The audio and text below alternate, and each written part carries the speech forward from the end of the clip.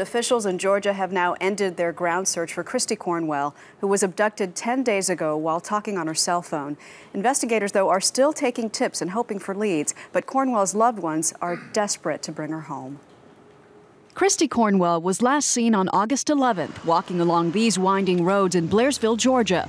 Police say the 38-year-old was on the phone with her boyfriend at the time. She told him a strange car was following her. He heard a struggle, and then the words, "Don't take me." Police located Cornwell's cell phone 3 miles from where they believe she was abducted. Wednesday, ground and air searches were called off. Until we find additional credible information that will point us in a direction,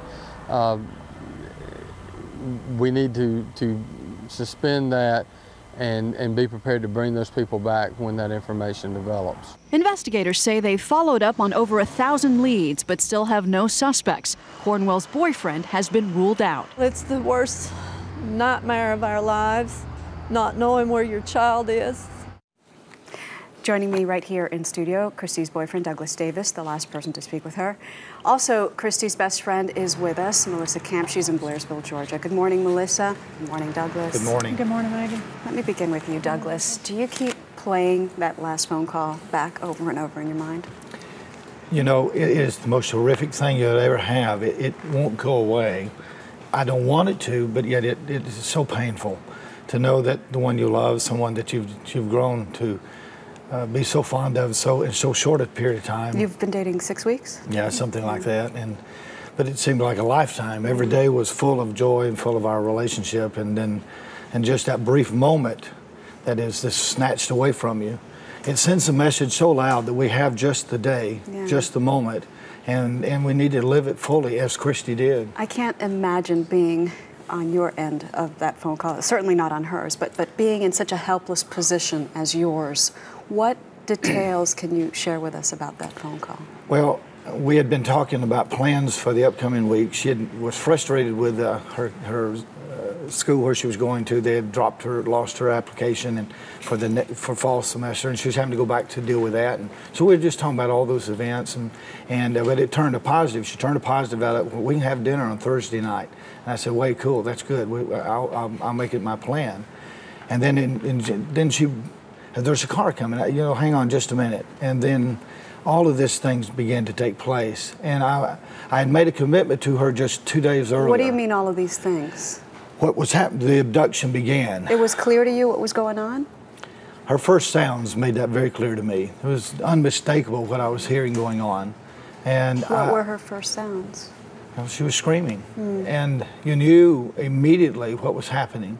And I was helpless. I'd made a commitment to her just a few days earlier that I would protect her with my life. And yet right then, there was nothing. I was 2.5 hours away, might have been 1,000,000 miles away. Oh my goodness. And I couldn't go. But you want to do something. And I was just frantic trying to find the solution, and yet there was none. Let me bring in Melissa. Melissa, when I think about Kristi, I don't know her, but the first thing that always pops in my mind is she's a mother. Is she very close with her son? As close as any mother could be. What does she mean to you? The person that you want to call first when anything good or bad happens in your life. And we just had a closeness that I prayed for him moving to Blairsville. And I was just so thankful to have her as a friend. Now that they've called off the search, is there a part of you that's preparing for the worst? No. No. I'll never give up hope. Douglas, never.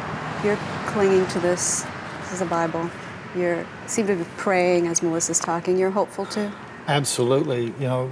She's a giver. And she reached out to me days after her abduction with this beautiful book from My Utmost for His Highest from Oswald Chambers. I will get to know that every day when I read my devotion in this book that I know that she first read it. And she wanted it to help me with my ministry and my life. And it's a blessing to know that someone that you meet was more concerned about you than they were herself. Kristi is the type of woman that cares about herself more than anybody. And she'd be right now worried more about Melissa and about me than she would herself.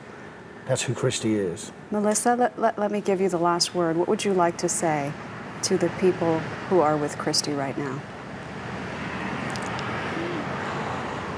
Just we're begging, pleading, whatever it takes. If it's money, we'll get it. We just desperately need her back. Her son, her family. She has so many people that loves her. If you've loved anybody in your life, please have mercy on her. And Kristi, we love you. You know that. We know God is taking care of you, and we just plead with everything that we are and have that we can have her back.